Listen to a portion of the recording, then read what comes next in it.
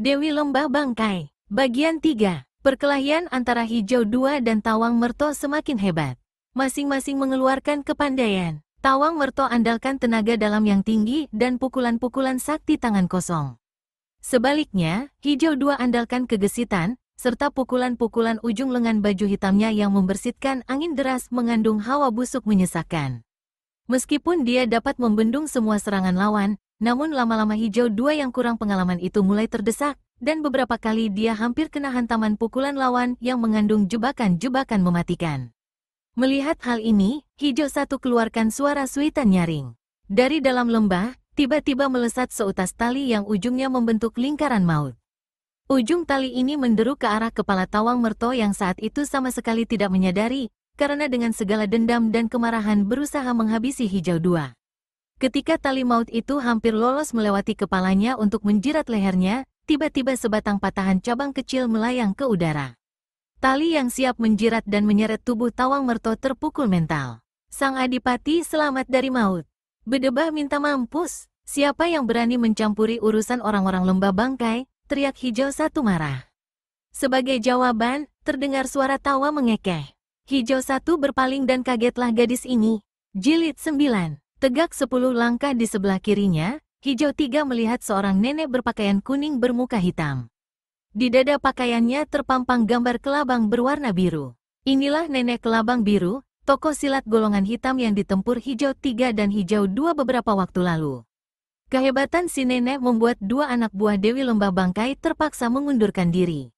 Di samping si nenek berdiri seorang lelaki berwajah tampan, tapi bersikap sombong. Sebilah pedang tersisip di pinggangnya sebelah kanan.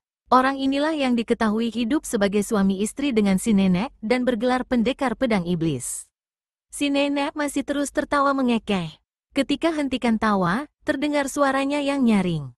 Begini-begini saja keadaan Lembah Bangkai. Busuk bau, ternyata tidak ada apa-apanya, kecuali mayat-mayat tak berguna bergelantungan di sana-sini untuk menakuti binatang hutan. Hik hik hik, beberapa waktu lalu, kalian berdua mengunjungiku di Bukit Walang. Menjajal kehebatanku lalu lari. Hik hik hik, saat ini, aku membawa serta kekasihku. Bukankah dia yang kalian cari? Kalian berdua tunggulah sampai kami menyelesaikan urusan dengan Adipati Tawang Merto. Jangan mencoba kabur. Sekali datang di Lembah Bangkai, tak ada lagi jalan pulang, menjawab Hijau 3. Lalu, dia berkelebat membantu Hijau 2 yang tengah didesak oleh Tawang Merto. Mendapat dua lawan tangguh begitu rupa, betapapun hebatnya sang Adipati, dalam waktu 3 jurus, dia segera terdesak hebat. Dengan mengertakkan geraham, Tawang Merto cabut senjata mustika yang disimpannya di balik pakaian. Senjata ini adalah sebilah pisau bermata dua yang berlobang di bagian badannya, memancarkan sinar redup kehitaman, tanda mengandung racun jahat.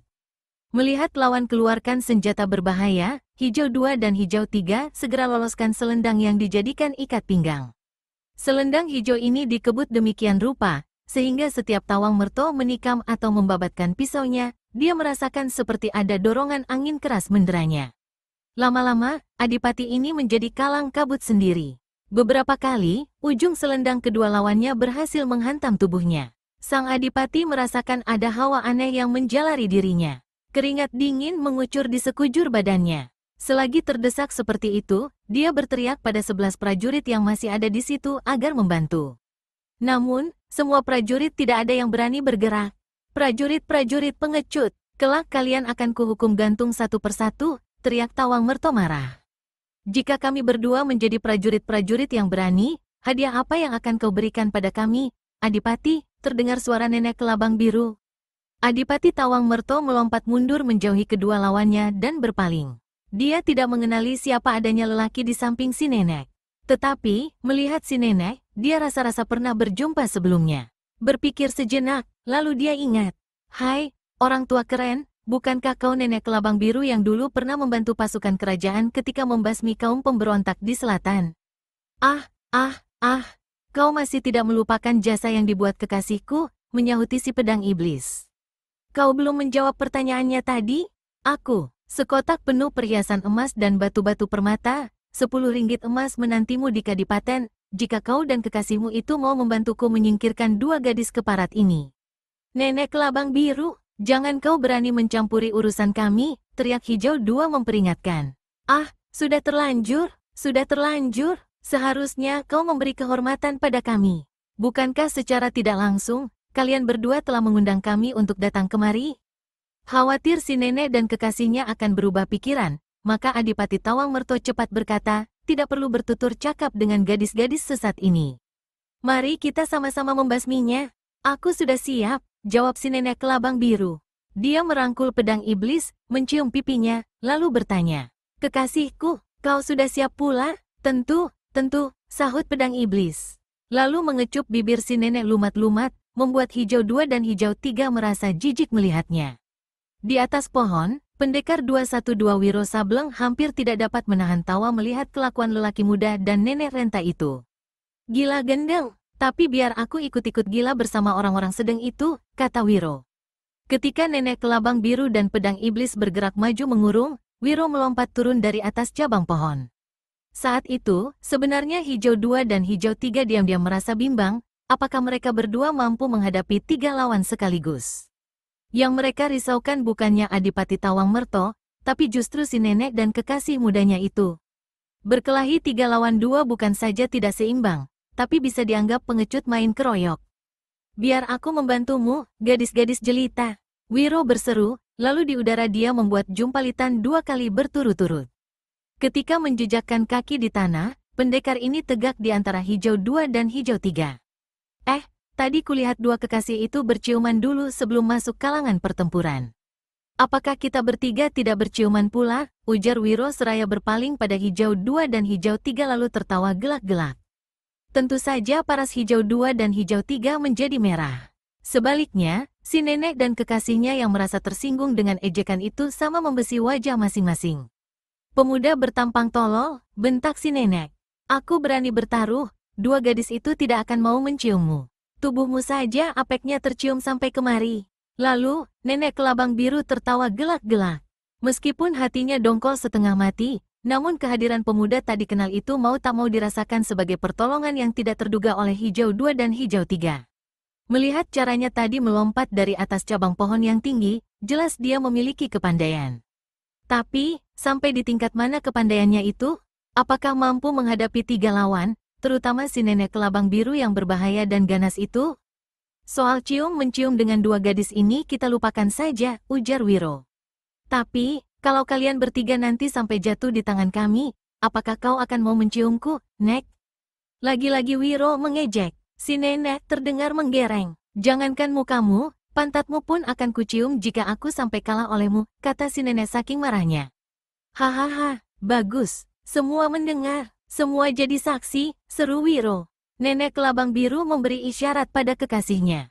Pedang iblis segera hunus senjata andalannya, yakni sebilah pedang panjang yang berkilat-kilat ditimpa sinar matahari pagi. Senjata itu diputar 2 kali berturut-turut, dan terjadilah hal yang hebat. Belasan daun pepohonan yang terkena sambaran pedang runtuh ke tanah. Gagang-gagang daun tampak putus seperti ditebas benda tajam. Melihat hal ini, diam-diam pendekar 212 Wiro Sableng mau tak mau jadi tercekat juga, sedang Hijau Dua dan Hijau Tiga merasa gelisah. Dari apa yang dipamerkan pedang iblis, ternyata lelaki itu memiliki kepandaian di atas si nenek kekasihnya. Padahal, beberapa waktu lalu, mereka berdua pernah menempur si nenek dan mengundurkan diri sebelum mendapat celaka. Hijau Dua berusaha membangkitkan semangat diri sendiri dan semangat kawannya dengan berbisik. Tak usah takut, Hijau Tiga. Ini saatnya kita mengeluarkan 5 jurus ilmu silat lembah bangkai yang diajarkan Dewi. Hijau Tiga mengangguk. Keduanya alirkan tenaga dalam kelengan kanan, terus disalurkan ke selendang hijau yang mereka pegang. Selendang yang tadi lemah gemulai itu tiba-tiba berubah seperti sebuah pentungan besi. Tapi, bila dikehendaki, dalam sekejap mata kembali menjadi lemas dan bisa membelit atau menjirat. Inilah salah satu kehebatan ilmu silat yang diajarkan Dewi Lembah Bangkai pada kedua anak buahnya itu. Kekasihku, apalagi yang ditunggu? Mari kita berpesta pora, seru nenek kelabang biru. Dia berpaling pada Tawang Merto. Adipati, jangan bengong saja. Pilih salah satu darah jelita itu jadi lawanmu. Yang satu lagi biar kekasihku yang melayani. Pemuda tolol bau apak ini biar aku yang akan menguliti tubuhnya. Abis berkata begitu, nenek kelabang biru melompat ke arah Wiro Sableng.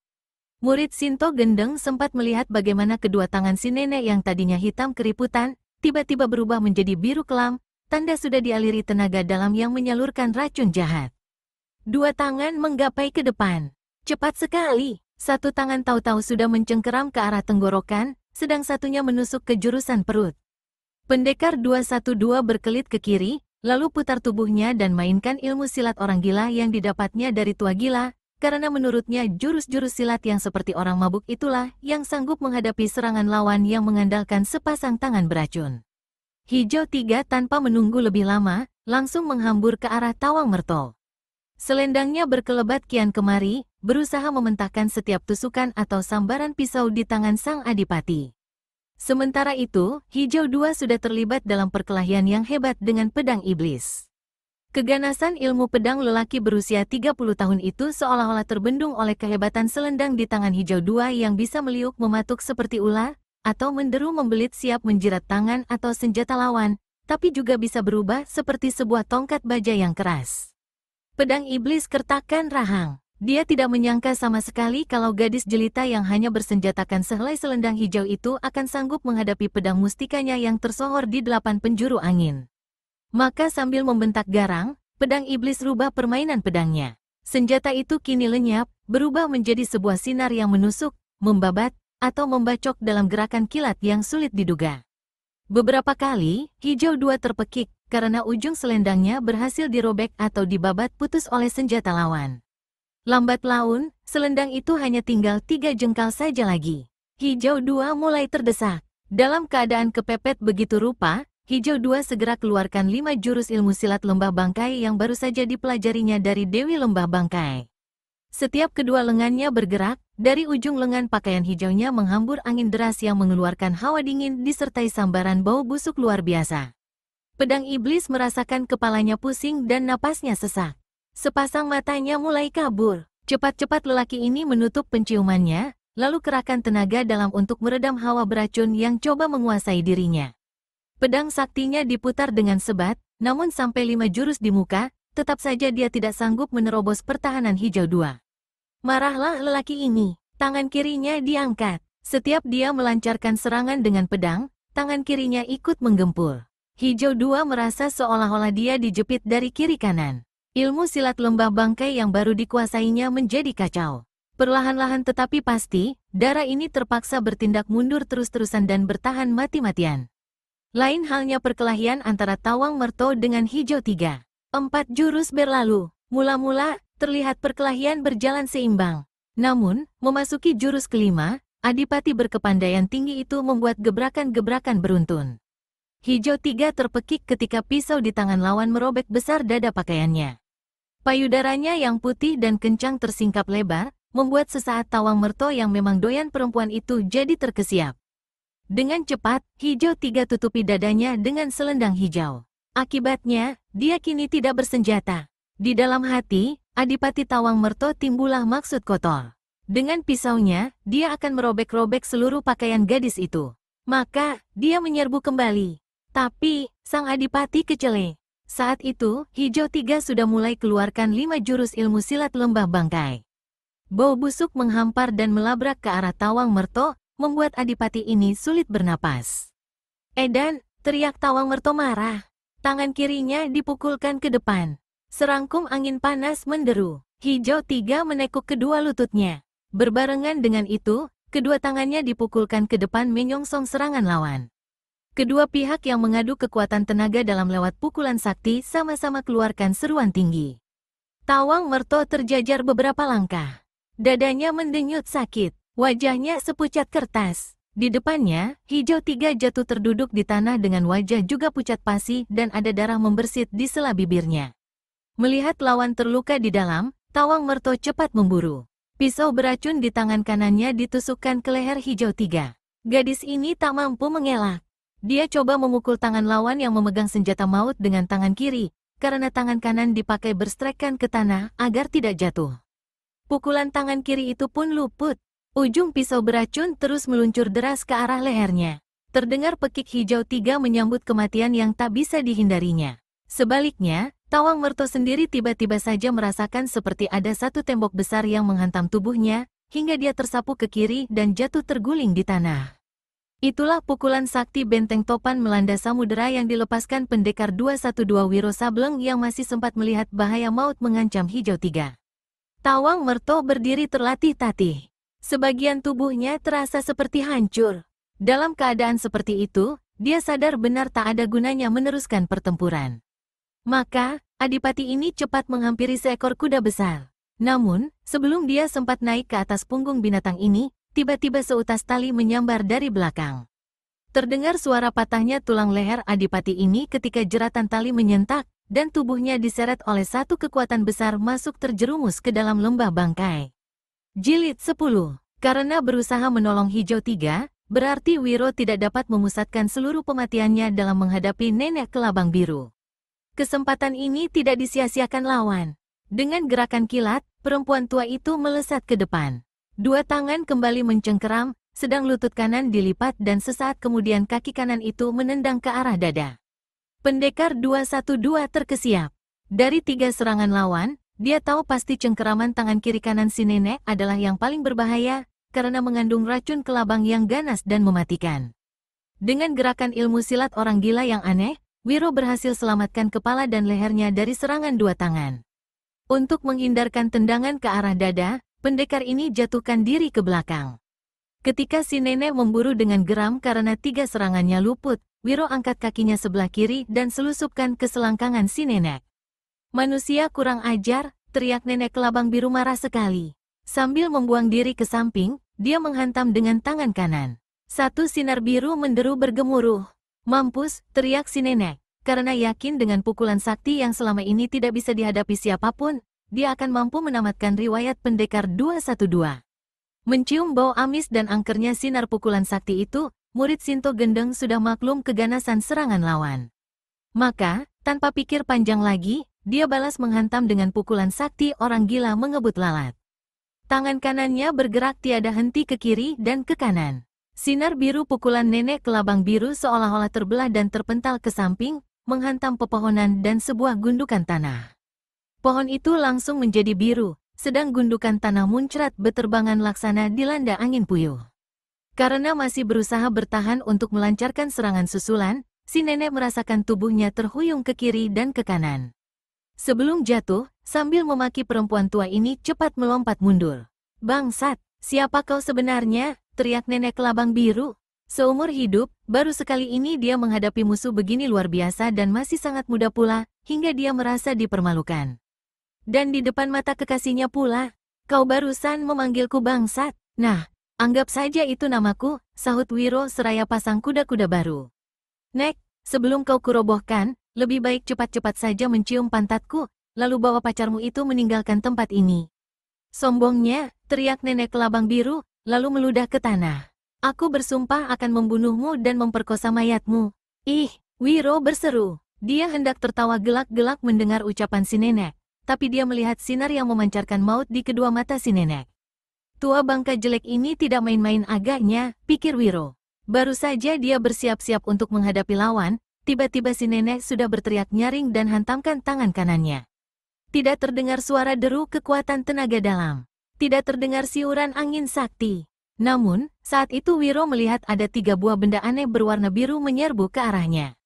Ketika diperhatikan, kagetlah murid Sinto Gendeng ini. 3 benda itu ternyata adalah 3 ekor kelabang berwarna biru. Karena tidak menduga akan mendapat serangan senjata rahasia berupa binatang-binatang beracun begitu rupa, pendekar 212 tidak mampu menyelamatkan diri. Kelabang pertama sempat dihantamnya dengan pukulan tangan kosong mengandung aji kesaktian hingga hancur bermentalan di udara. Kelabang kedua terlempar ke samping, tapi secara aneh tiba-tiba membalik dan menancap di bahu kirinya. Selagi pemuda ini berteriak kesakitan, kelabang ketiga melesat ke arah dada kirinya, searah jantung. Inilah serangan yang sangat berbahaya, dan Wiro tak dapat menyelamatkan diri sama sekali. Dalam keadaan seperti itu, tiba-tiba terdengar suara jentringan kecapi. Selarik sinar putih menyilaukan berkiblat. Kelabang biru yang sesaat lagi akan menancap di dada Wiro terus menembus jantungnya hancur berantakan dihantam sinar putih tadi. Wiro selamat, namun racun kelabang yang menancap di bahunya mulai bekerja. Tubuhnya mulai terasa panas, pandangan matanya mengabur. Samar-samar dia melihat ada dua sosok bayangan hijau berkelebat di tempat itu. Lalu lapat-lapat, sebelum jatuh pingsan dia mendengar suara perempuan berkata, "Hijau satu, tolong pemuda itu, bawa ke guaku dan berikan obat penawar racun." Wiro melihat wajah cantik mendekati dirinya. Samar-samar sekali, lalu ada totokan di dadanya, keras dan sakit. Setelah itu, dia tak ingat apa-apa lagi. Di hadapan nenek kelabang biru, tegak berdiri seorang dara yang wajahnya ditutup cadar hijau tipis. Pakaian hijau yang menutupi tubuhnya yang tinggi semampai bergoyang-goyang ditiup angin pagi. Di tangan kirinya, dara ini memeluk sebuah kecapi. Nenek kelabang biru memperhatikan sejenak. Lalu, terdengar kekehannya disusul ucapan, "Ah, jadi, inilah Dewi Lembah Bangkai itu." Gadis tolol yang ingin menyombongkan diri dengan perbuatannya yang aneh-aneh. Sungguh tidak disangka. Ternyata dia hanya seorang pengamen yang kemana-mana bernyanyi dan main kecapi. "Hai, cobalah kau menyanyi dan mainkan kecapimu. Pasti aku akan membayar mahal." "Hik hik hik, tua bangka dajal, jangan kau kira aku tidak tahu siapa kau sebenarnya." Dewi Lembah Bangkai menyeringai di balik cadarnya. "Di luar, kau memang tampak seperti nenek. Tapi di dalam, kau adalah dajal lelaki yang berbuat mesum di mana-mana, menyukai sesama lelaki, tapi juga memperkosa orang-orang perempuan." Nenek kelabang biru tersurut dua langkah. Wajahnya membesi, tubuhnya bergetar. Kedua matanya membeliak dan memandang tak berkesip ke arah Dewi Lembah Bangkai. Yang dipandang tetap berlaku tenang. Malah, tanpa berpaling dia berkata pada anak buahnya yang tengah didesak habis-habisan oleh pedang iblis. "Hijau dua, mundurlah. Tidak ada gunanya menghabiskan waktu melayani lelaki yang menyediakan auratnya untuk si tua bangka yang sama jenisnya ini." Mendengar ucapan pimpinannya itu, Hijau Dua melompat mundur, sementara pendekar pedang iblis sambil berteriak marah hendak menyerbu Dewi Lembah Bangkai, tapi cepat dicegah oleh kekasihnya. "Betina bercadar, mulutmu kotor, jalan pikiranmu busuk sebusuk tempat kediamanmu. Sebelum kau mampus dalam kebusukan itu, katakan siapa kau sebenarnya?" Nenek kelabang biru bertanya, sementara kedua tangannya disilangkan di depan dada. Dewi Lembah Bangkai melihat bahwa kedua tangan si nenek masih berwarna biru, tanda setiap saat dia bisa saja melepaskan senjata rahasianya, yaitu kelabang-kelabang maut berwarna biru. "Siapa aku tidak penting, yang lebih penting ialah apa yang menjadi tugas dan tujuan hidupku di dunia ini." Sompret, memaki pedang iblis. "Kau bicara seperti malaikat saja. Mungkin aku memang malaikat maut yang bakal mencabut nyawamu. Manusia yang suka bercampur dengan manusia sejenisnya kabarnya paling cocok jadi kayu neraka." Si pedang iblis tak dapat lagi menahan amarahnya. Tanpa bisa dicegah oleh si nenek, lelaki ini menyerbu ke depan. Pedang iblisnya berkiblat ke arah batang leher Dewi Lembah Bangkai. Sang Dewi angkat kecapinya, jari tangannya bergerak. Terdengar suara berjentringan. 3 sinar putih menyilaukan membelah udara. Terang. Pedang di tangan kekasih nenek kelabang biru terpental dan patah dua. Si pedang iblis sendiri terbanting ke kiri, sempoyongan. Tangan kanannya terasa panas dan kaku. Mukanya sepucat kain kafan. Nenek kelabang biru tertegun tak berkesip menyaksikan kejadian itu. Gadis semuda ini, tidak dikenal dalam dunia persilatan, bagaimana bisa memiliki ilmu kepandaian sehebat ini? Memikir sampai di situ, si nenek mendekati kekasihnya dan berbisik. "Aku tidak yakin betina bercadar ini memiliki kepandaian silat. Andalannya adalah kecapi itu. Kita serbu dia dan rampas kecapinya." Si pedang iblis mengangguk, tanda setuju. Lalu dengan serentak, keduanya menyerbu. Si nenek lepaskan 6 kelabang beracun, sedang sang kekasih menyusupkan 2 pukulan sakti sambil coba merampas kecapi di tangan Dewi Lembah Bangkai. Sang Dewi kebutkan ujung lengan pakaiannya sebelah kiri. Tampak sinar hijau membubung ke udara disertai hawa busuk luar biasa. Pedang iblis terpental sambil pegangi dada. Napasnya sesak. Di saat yang bersamaan ketika tadi dia mengebutkan lengan kiri, Dewi Lembah Bangkai petik tali-tali kecapinya dengan jari-jari tangan kanan. 6 kawat kecapi berdenting. 6 sinar putih berkiblat ke udara. 6 kelabang biru maut hancur berkeping-keping. Putuslah nyali si nenek dan kekasihnya melihat kejadian ini. Si nenek cepat menarik lengan pedang iblis seraya berbisik, "Kita kabur saja." Tak ada jalan lain. Kedua kekasih itu lalu putar tubuh dan ambil langkah 1000. Tapi, dari dasar lembah saat itu tiba-tiba tampak melesat 2 gulungan tali yang ujungnya berbentuk jiratan. Pedang iblis keluarkan teriakan tercekik. Lalu, tubuhnya tertarik ke belakang, terguling di tanah, dan terseret masuk ke dalam lembah. Si nenek kelabang biru berteriak menggerung. Dia lari mengejar kekasihnya, tapi salah satu kakinya sudah masuk dalam jeratan. Lalu, seperti sang kekasih, tubuhnya pun terseret ke dalam lembah. Pekiknya terdengar menggema, pakaiannya hancur robek-robek. Ketika kemudian mayatnya digantung kaki ke atas kepala ke bawah di cabang pohon, jelaslah dia memang seorang laki-laki, bukan seorang nenek sebagaimana penampilannya yang palsu.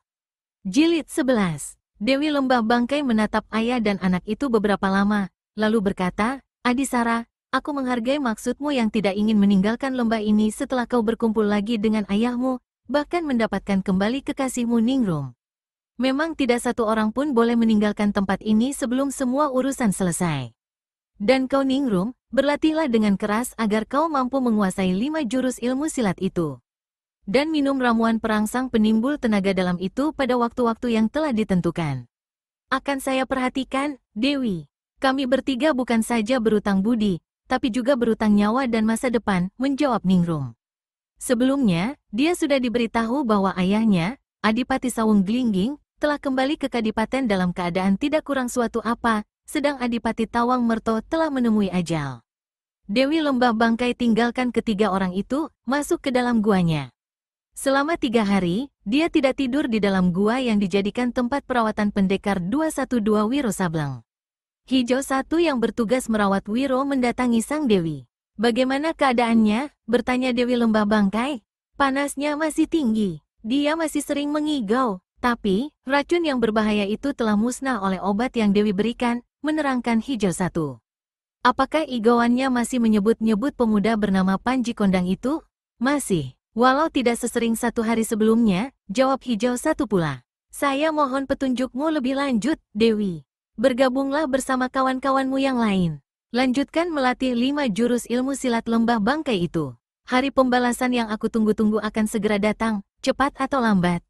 Hijau 1 menjura, lalu tinggalkan gua tersebut. Di luar sana, dilihatnya Adisara tengah bercakap-cakap dengan ayah dan kekasihnya. Kasihan Dewi. Aku tahu dia menyukai pemuda itu. Tapi anehnya, dia sendiri yang mengatur penculikan atas diri Ningrum, hingga 2 kekasih itu berkumpul kembali. Di dalam gua, Dewi Lembah Bangkai memandangi kapak naga geni 212 milik Wiro Sableng yang digantungkan di dinding gua. Lalu, dia menatap kecapi miliknya yang disandarkan tak jauh dari situ. Satu kesaktian dari satu sumber yang sama, tapi berbeda wujud, sang Dewi membatin. Lalu, dia berpaling memandangi pendekar 212 yang terbaring di lantai gua beralaskan sehelai tikar jerami tebal. Ketika malam tiba, Wiro bangun dari tidurnya. Dirabanya bahunya sebelah kiri. Masih ada bekas luka mengering dan masih terasa adanya denyutan sakit, namun hatinya lega, karena panas di tubuhnya jauh berkurang. Dan ketika dia mencoba bangun, kepalanya tidak pusing lagi, serta pemandangannya tidak pula berkunang-kunang.